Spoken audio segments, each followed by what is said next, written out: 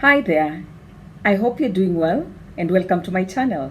If you're new here, my name is Jackie Care. I am a psychologist, a life coach, and a blended family coach.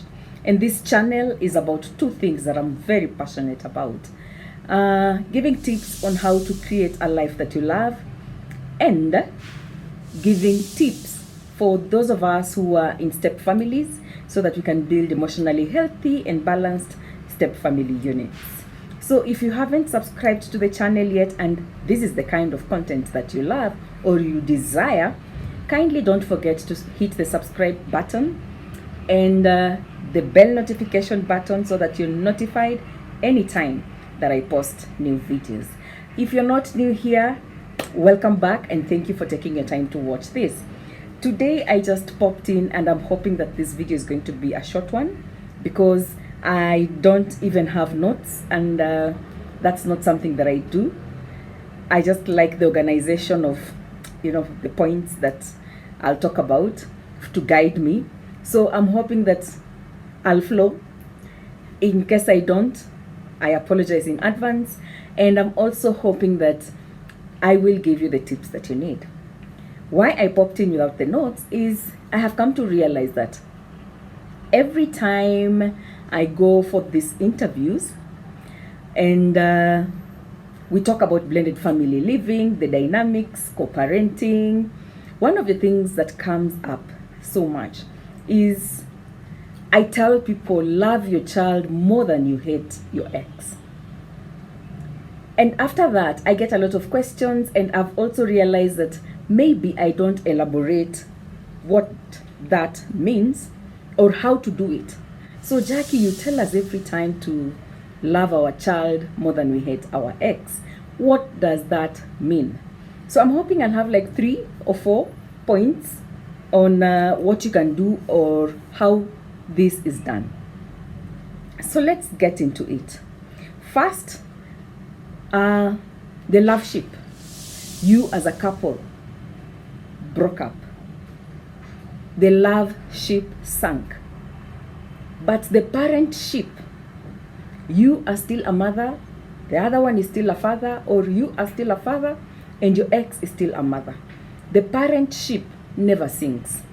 Unfortunately, most of us, when the love ship sinks, we also sink the parent ship, which is not right. So loving your child more than you hate your ex is trying to sustain the parent ship for one another, to keep it afloat, because your child needs this ship for their well-being. I am aware that there are other parents who actually just leave and also abandon their kids. If that's the case, you have no control over what the other person will do, their decision and their actions. You don't have control over that, but you have control over what you choose to do. So this is for those of you who are co-parenting. This is for those of you who are willing to keep this parent ship afloat. So one thing that you need to do to show or to love your child more than you hate your ex, first, leave the child out of adult issues. Your child has no emotional capacity to digest, make sense of these things, and still be their best self. At times, we sabotage our kids growing because the child is going through whatever they're going through, especially the younger kids. They're going through all these things that my parents are no longer together. I am from a divorced family. They have their own issues that they're dealing with and need support on these issues. And yet you, the adult, as the parent, come and put more baggage on them to carry. So please leave the child out of adult issues. Let your child be a child. Believe me, when they become adults, you will have they'll know what happened. They'll make sense of what happened. And if they ask, you'll be there to say what you need to say. At that time, they might be having the emotional capacity to understand what happened and not to be drowned by the negative emotions by that time. So leave the kids out of it. And why again you need to leave the kids out of adult issues? It is wrong for one parent to talk ill about the other parent to their child, even if what you're saying is true. It's not in your place to be telling the child that. Like I said, they will grow and they will find out. They will find out who was doing what and who was not doing what. Most of us as adults, even though our parents did not divorce, we have grown up and then realized, so this is what dad was. This is what mommy was. Oh, this is what daddy went through. Oh my God, this is what my mother went through. It is not in your place to badmouth your child's parent to them. That is a no. Because at that time, it's like you are attacking half of who they are, half of their DNA. So stop badmouthing your ex to their child. Allow your ex, the parent, to have a relationship with their children, unless your child is in danger if they get into this relationship. If your child is not in danger, then allow that relationship. Plan around it. How do you pick up the child? Where do we pick up the child? What do we do? If you can have that communication, the better. And that will also bring us to one of the other things you can do. Loving your child more than you hate your ex is you guys getting to a point that you can have a conversation about the child and keep his parentship afloat. You can talk about his needs and you can meet his needs such that the child feels loved. The child still feels they have a relationship with both of their parents, even though both of their parents are not living together. So as co-parents, you may need to get to a place that you can have that communication.